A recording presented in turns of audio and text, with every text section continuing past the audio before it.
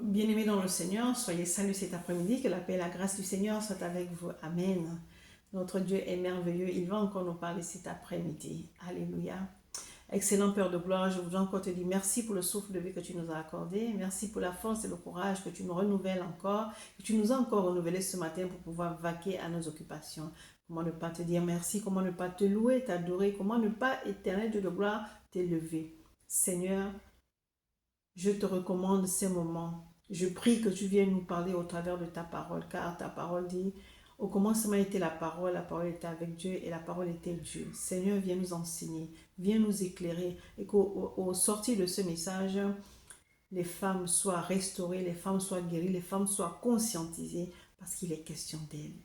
Merci Seigneur pour ton amour, pour ta présence, pour ta fidélité. À toi la gloire, l'honneur, la puissance, la majesté au siècle des siècles. Amen. Merci Seigneur. Bien-aimés dans le Seigneur, mon thème aujourd'hui c'est la grâce. Tout est grâce. Tout ce que nous avons, ce n'est que grâce. Aujourd'hui tu es belle, c'est une grâce. Aujourd'hui tu travailles, c'est une grâce. Tu es marié, tu as des enfants, c'est une grâce. Tu vis une vie paisible, c'est une grâce. Est-ce que nous sommes conscientes de ça? Je ne crois pas. Parce que l'orgueil nous envahit. L'orgueil nous fait perdre raison. L'orgueil nous entête. Nous sommes esclaves de l'orgueil. Nous marchons selon l'orgueil. Au point où nous oublions que la vie que nous avons là, c'est rien qu'une grâce. Si aujourd'hui nous respirons, c'est parce que Dieu l'a permis. Mais notre beauté, notre intelligence, notre classe sociale nous empêche de le reconnaître, sachant bien que cette beauté, cette intelligence, cette classe sociale, c'est une grâce. Amen. C'est quoi la grâce? Bien-aimés dans le Seigneur, dans la Bible, la grâce divine est la faveur gratuite de Dieu aux croyants. C'est quoi avoir la grâce? C'est une aide de Dieu qui rend l'homme capable de parvenir au salut. J'ai encore une autre définition de la grâce. Alléluia. C'est ce que la parole de Dieu nous dit. Amen. La grâce de Dieu désigne la bienveillance absolument gratuite que de toute éternité, Dieu témoigne à l'homme en l'appelant à partager sa propre vie. Amen. Alors, bien-aimé, j'aimerais te dire que tout est grâce. Surtout, ne l'oublie pas. Bannis l'orgueil dans ta vie. Sois humble et reconnais que tout est grâce. Il y a des femmes dans la Bible qui n'ont pas reconnu que tout était grâce et elles ont tout perdu. Il y a certaines qui ont perdu la couronne et il y a d'autres qui ont été stériles parce que ça venait de Dieu. Alléluia. Leur stérilité venait de Dieu. C'était d'une providence divine. Je veux parler de cette reine qui était très belle de figure,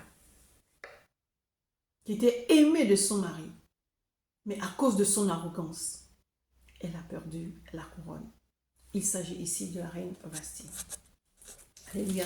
Voici ce que la parole de Dieu nous dit dans le livre de Esther, chapitre 1, à partir du verset 10 au verset 12. La parole de Dieu nous dit ceci.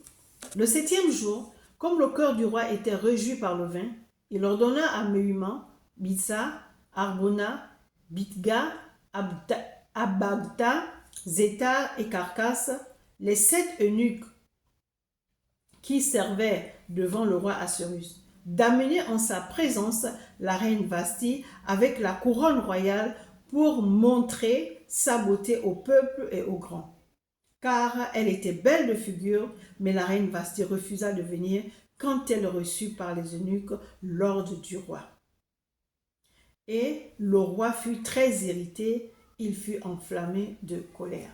Bien-aimé dans le Seigneur, la parole de Dieu nous dit que celui qui a trouvé une femme a trouvé le bonheur. Mais lorsque tu te comportes comme ça, es-tu encore le bonheur de cet homme?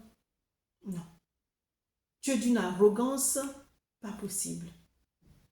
La parole de Dieu nous dit que la femme est l'aide de l'homme. Si ton mari est dans cette situation comme le roi Assuérus qui était sourd, Qu'est-ce que toi tu dois faire? Mais tu dois t'approcher de ton mari, murmurer à l'oreille et lui dire que bon, tu vas arrêter de boire.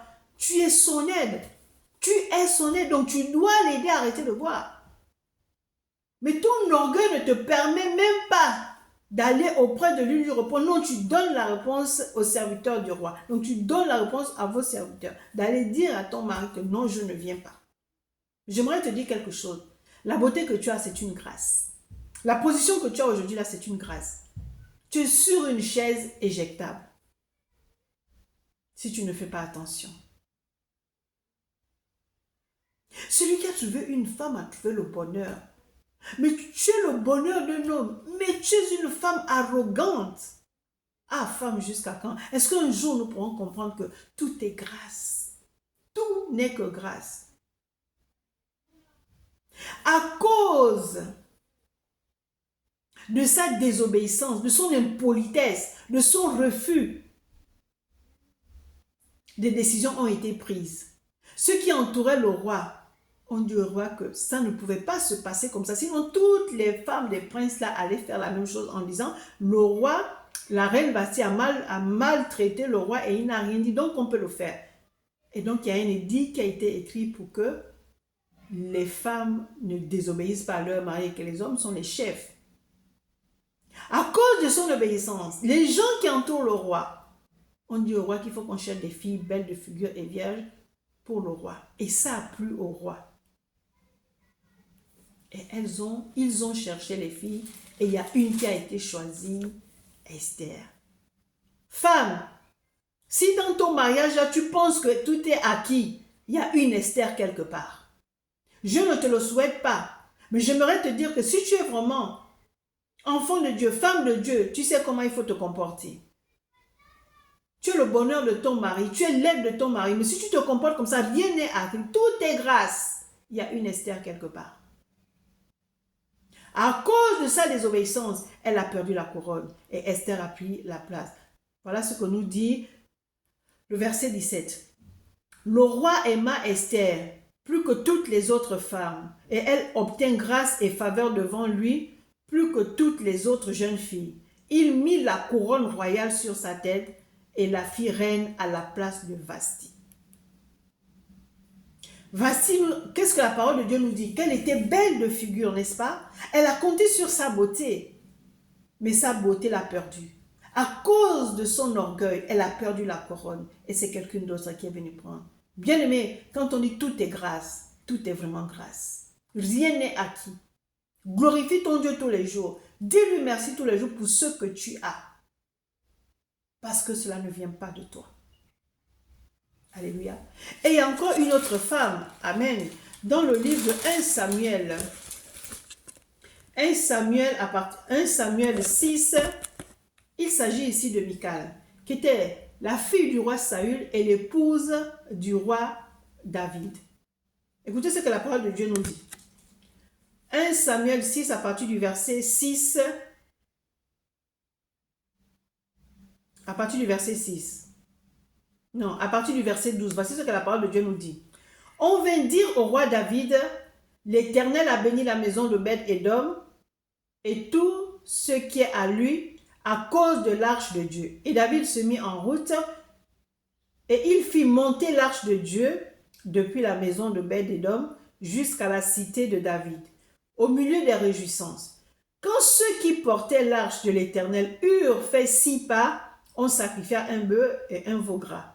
David dansait de toute sa force devant l'Éternel et il était ceint d'un éphod de lin.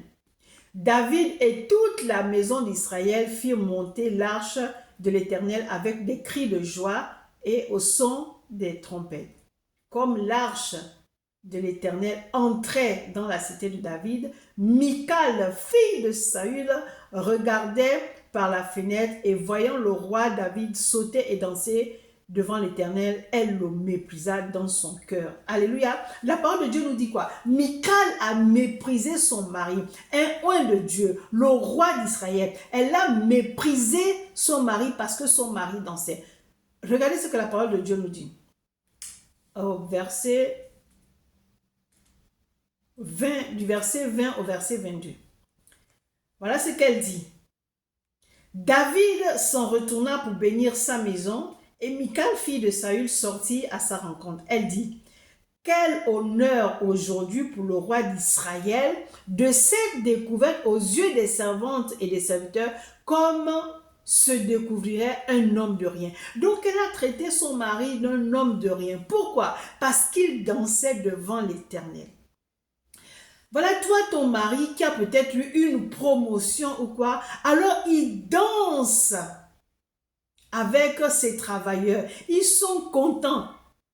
L'entreprise va de gloire en gloire. Il n'y a que de belles surprises. Alors il danse.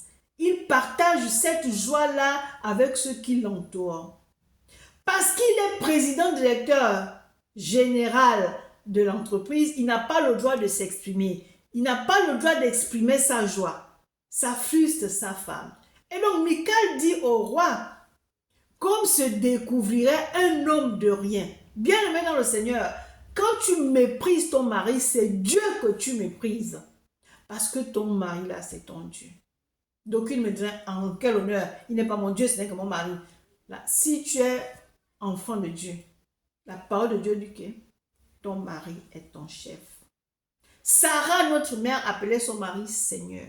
Tu peux le faire aujourd'hui, non, ton orgueil. Il y a des femmes qui appellent leur mari Seigneur. Moi, j'ai été vraiment surprise et agréablement de voir des personnes, quand elles voulaient prendre la parole, dire chérie, s'il te plaît, est-ce que je peux prendre la parole? Tu appelles ton mari comme tu veux. Mais ça m'avait... J'étais agréablement surprise parce que je me dis, il y a des personnes, il y a des femmes qui viennent seulement, oui, tu sais, est-ce que... Non, qui ne demandent même pas qui parle. Mais il y a encore des femmes qui demandent à leur mari, est-ce que c'est de l'idolâtrie? Est-ce que c'est de la faiblesse? Non, c'est du respect. L'homme aime qu'on le respecte. Alléluia. Bien-aimé dans le Seigneur, l'impolitesse de Michal a des conséquences, a eu des conséquences. Donc, le verset 21 dit, David répondit à Michal, c'est devant l'Éternel qui m'a choisi de défendre, qui m'a choisi de préférence à ton père et à toute sa maison pour m'établir chef sur le peuple de l'Éternel. Sur Israël, c'est devant l'Éternel que j'ai dansé. Je veux paraître encore plus vil que cela et m'abaisser à mes propres yeux. Néanmoins, je serai en honneur auprès des servantes que tu parles. Le verset 23. Or, Michal, fille de Saül, n'eut point d'enfant jusqu'au jour de sa mort. Voilà les conséquences de ton orgueil. Tu es marié et tu es incapable de donner un enfant à ton mari. C'est une honte. Et cette femme, Michal, est-ce qu'elle était stérile? Non. C'est à cause de son impolitesse, de son orgueil mal placé, qu'elle n'a pas pu donner un enfant à son époux. Donc, la stérilité de Michal était d'une providence divine. Bien-aimé dans le Seigneur, l'orgueil ne t'apportera jamais rien si ce n'est la chute. Dieu résiste aux orgueilleux. Il fait grâce aux humbles. Sois un peu humble, un temps soit peu. Jusqu'à quand vas-tu être orgueilleux? Tout ce que tu as, ce n'est que grâce. Ce n'est que grâce. Bien-aimé, ta beauté, c'est grâce à Dieu. Ton intelligence, grâce à Dieu. Tout, je dis tout, ce n'est que grâce.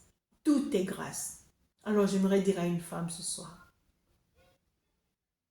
sois humble, sois amour. Que la méchanceté des hommes ne change pas ton comportement, ne te rende pas agressive, ne te rende pas rebelle. Sois humble. Quelles que soient les humiliations que tu subis, sois humble, ne sois pas arrogante. Regarde le cas de Vasti, regarde le cas de Michal. Est-ce que tu veux être une Vasti? Est-ce que tu veux être une Michal? Non. Sur cette terre, tu ne seras pas toujours aimé de tout le monde. La vie, c'est un combat. Sois humble, sois amour. Avec l'humilité, on peut tout gagner. Et pour être humble, il faut d'abord être amour. Il faut avoir de l'amour. Il faut avoir de la compassion. Il faut avoir de l'empathie pour les autres. Mais si tu ne l'as pas, c'est l'orgueil qui prend le dessus. Que Dieu vous bénisse. Amen.